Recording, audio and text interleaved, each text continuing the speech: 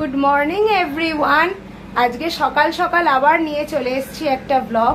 আর দেখছো আজকে সকাল সকাল আমার স্নান করা হয়ে গেছে, কারণ কি আজকে অনেকগুলো কাজ আছে, সারা দিন করতে হবে, তাই সকালবেলায় আগে স্নানটা সেরে নিয়েছি। এবার চলো তোমাদেরকে দেখিয়ে দিই। মা এসে গেছি রান্নাঘরে, মা করছে রুটি, দেখতে পাচ্ছ। আজকে কি মা গোপালকে রুটি দেবে? রুটি, বেগুন ভাজা, পটল আলুর তরকারি। বাহ, দারুন। আমার গোপাল সোনা বেশ ভালো ভালোই রোজ খায়।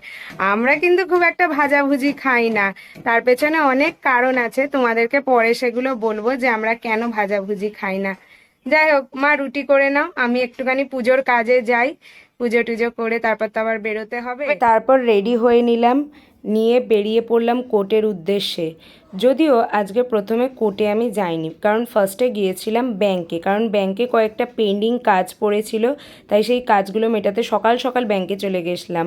আর আমি হতভাগার মতো লাইনে ব্যাংকে দাঁড়িয়েছিলাম অনেকক্ষণ। তারপর বিকালবেলা রেডি হয়ে নিলাম মাকে নিয়ে একটু ডাক্তারখানা যাবো বলে। এবার অনেকেই বলবে বিকালবেলা কেন এই সাজ, কারণ আজকে বিকাল অবধি অনেকক্ষণ রোদ ছিল।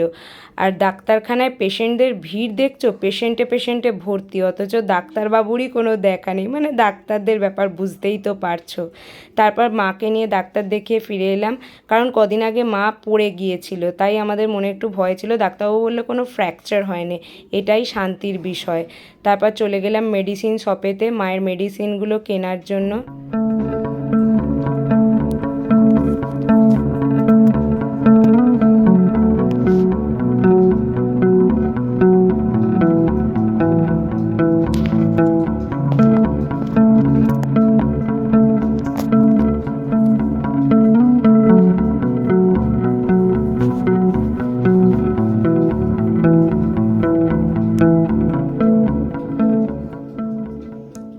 তারপর বাড়িতে এসে সবার সাথে একটু গল্প করছিলাম, আর করতে করতে চা আর ভুট্টা খেয়ে নিলাম।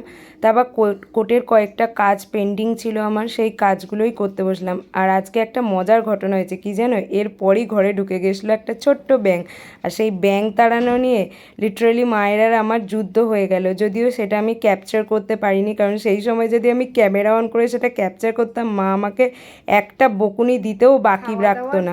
শুয়ে পড়েছি, আর এভাবেই শেষ করলাম আজকের ব্লগটা। আজকে সারাদিনে কি কি করলাম সবই তোমাদের সাথে শেয়ার করলাম। তোমরা সবাই ভালো থেকো, সুস্থ থেকো, আর সব সময় স্মাইল করতে থেকো। আর অবশ্যই করে আমার চ্যানেলটাকে সাবস্ক্রাইব করে দিও, আর আমার পাশে থেকো। Bye, good night.